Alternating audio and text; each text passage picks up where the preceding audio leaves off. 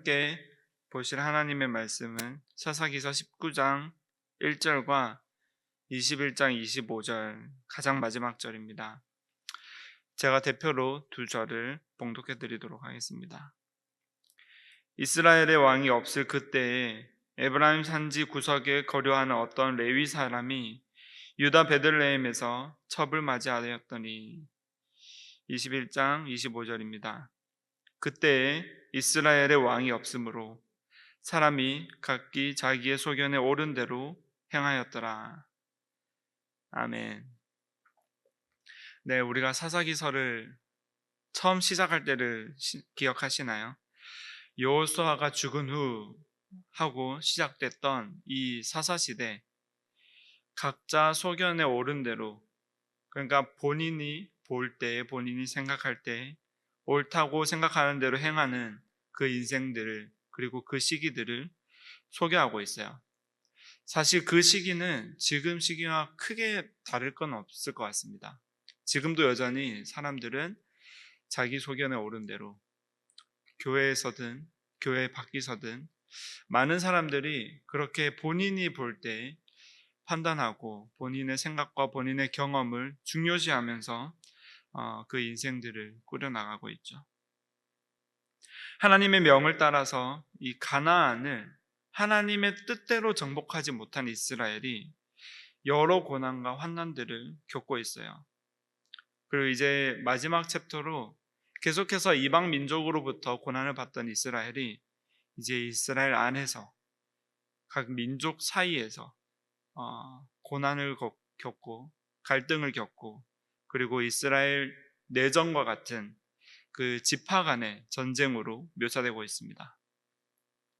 자세히 말하면 레위 사람이 자기가 당한 부당한 일을 고발하고 그 분개함으로 인해서 모든 이스라엘 지파가 거기에 동조하고 일어나서 베냐민 지파를 무찌르게 되는 그 사건이 19장에서 21장까지 계속해서 이어지는데요.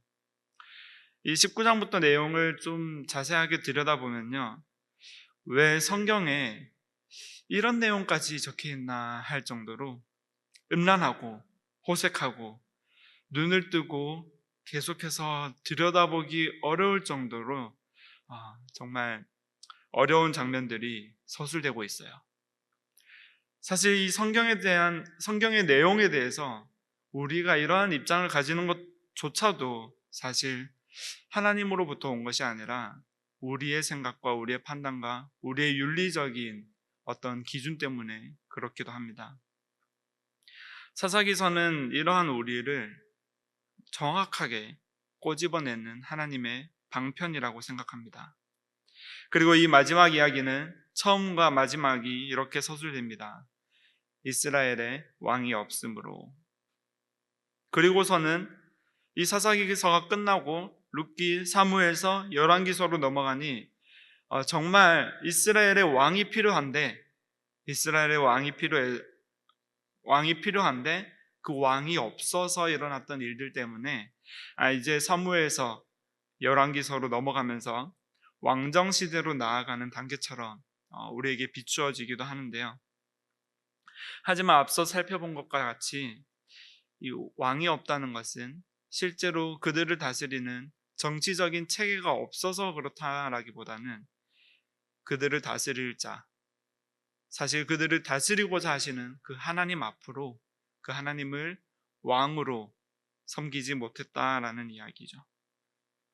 사무엘서에서 하나님이 이스라엘 백성이 사울을 왕으로 추대하고 하나님 앞으로 나올 때 하나님이 그 백성을 꾸짖으시는 장면이 나옵니다. 그때 하나님께서 하나님의 왕되심을 너희가 왜 인정하지 못하냐, 왜 나를 여전히 왕으로 섬기지 못하냐 하는 마음으로 한탄하시는데요. 왕이 없는 이스라엘, 그러니까 하나님의 통치를 인정하지 못하고 하나님의 통치 아래로 겸손히 나아가지 못하고 하나님의 통치가 없는 것처럼 사는, 그러니까 빛이 있는데 그 빛으로 나아가지 못하고 빛의 자녀답게 살지 못하고 여전히 암흑 가운데 어둠 가운데 이리저리 분주하게 다니는 그 이스라엘의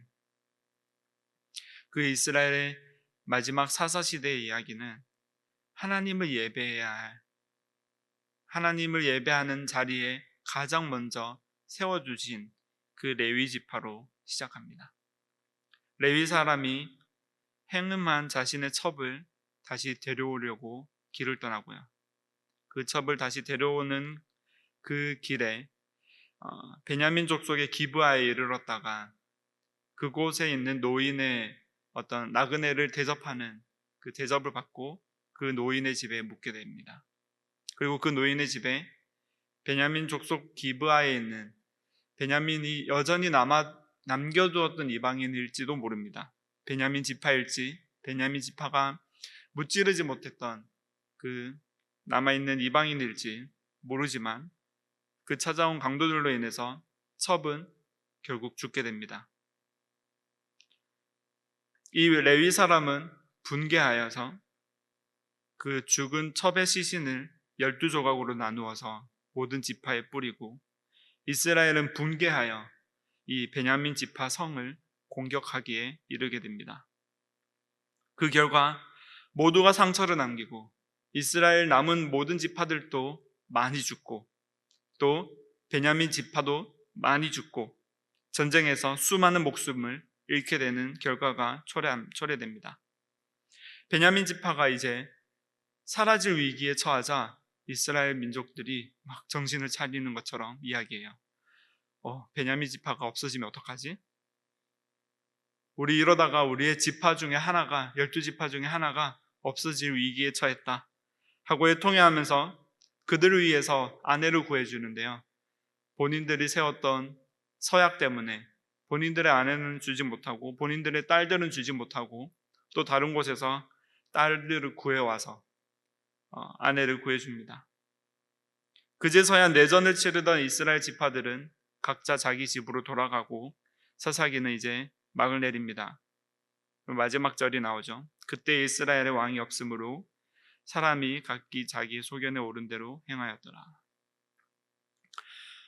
우리가 우리 인생에 우리의 기준이 되시고 우리의 통치자 되시고 우리 삶의 방향 되시는 그 빛을 잃고 살게 되면요, 우리는 모두가 소견에 오른 대로 행하게 됩니다. 이스라엘은 종교적 관념, 윤리적 의로움에 따라 선택해 왔던 것 같아요. 또한 하나님께 모든 통치와 결정을 내어드리기보다는 자신들끼리 먼저 결정을 지어놓고 분개하고 어떻게 이럴 수가 있느냐, 역사 이래 이런 일들을 우리가 도무지 보지 못했다 하면서 막 화를 내고 성을 내면서 이제 의회를 소집하고 그 모인 회의에서 이제 우리가 베냐민 지파를 어떻게 할고 이제 전쟁을 준비하자, 모든 결정을 다 지어놓고 이제 하나님 앞에 나갑니다. 하나님, 우리가 이렇게 결정했는데 하나님 도와주실 거죠?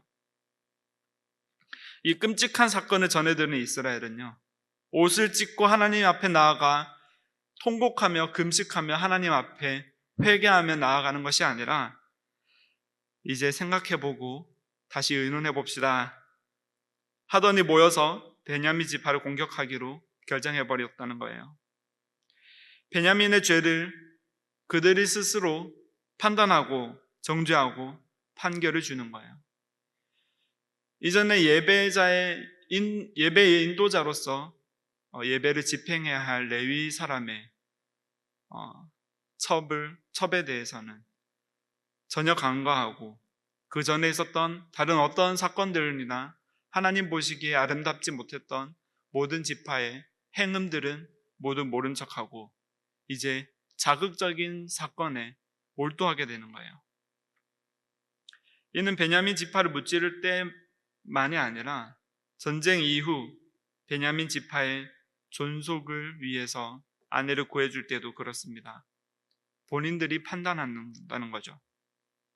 우리는 우리가 믿는 종교적 제의, 윤리적 타당성을 계속 찾아 나서요. 크리스찬이라면 누구나 이 성경을 읽으면서 이러한 질문들을 가져요. 왜 하나님께서 그들을 살리셨나? 왜 하나님께서는 죄가 이 땅에 들어오도록 그대로 두셨나? 왜 하나님께서는 이스라엘 민족이, 북이스라엘 민족이 그리고 남이스라엘이 망하는 것을 그대로 두셨나? 하나님의 말씀을 읽을 때조차요, 우리는 우리의 지각으로 우리의 윤리적 타당성을 가지고 하나님이 얼마나 윤리적으로 타당한지를 입증하기 위해서 우리 나름대로의 근거를 찾고 이유를 찾기 시작해요. 우리 자신의 관념대로 우리가 하나님을 가두어 놓고 생각하려고 애쓰기 때문입니다.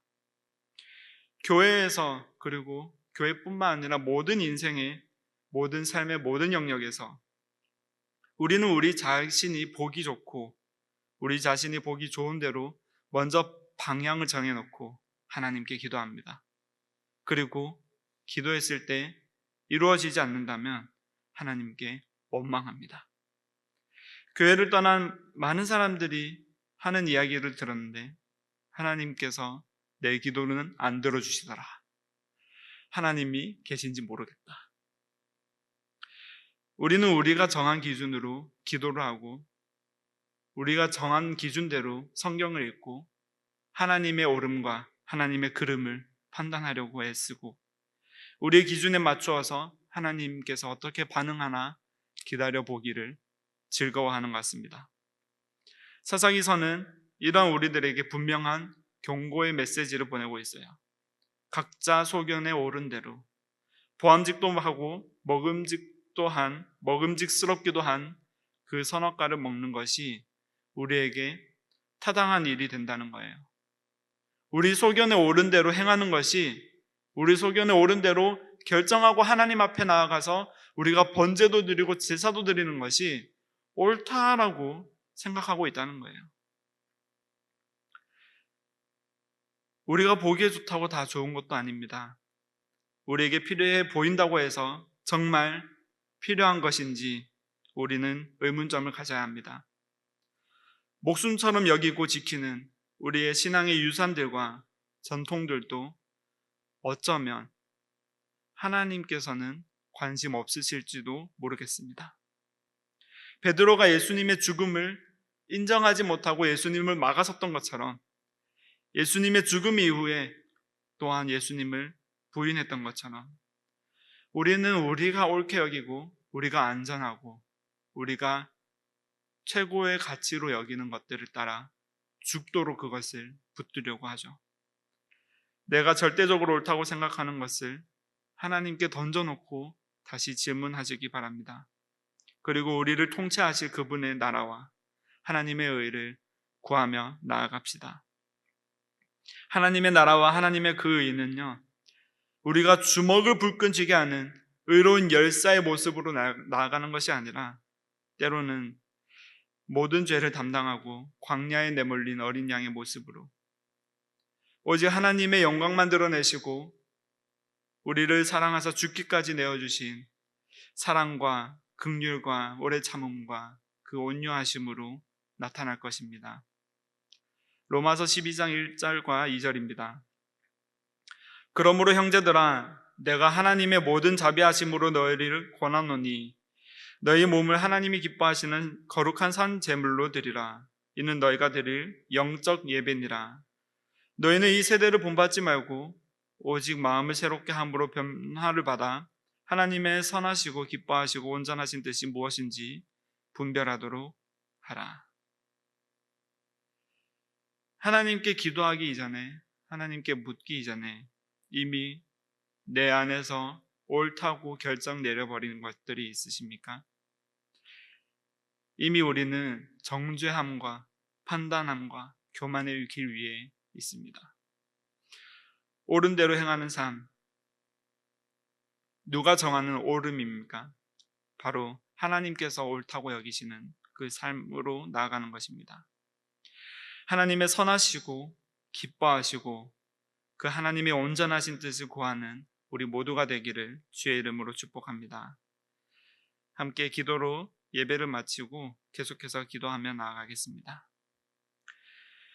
사랑 많으신 하나님, 우리의 참된 왕 되심을, 당신의 통치를 우리가 인정하며 나아갈 때에 오직 하나님의 말씀이 기준이 되게 하시고 하나님의 뜻과 하나님의 그 의를 구하며 나아가게 하여 주시옵소서.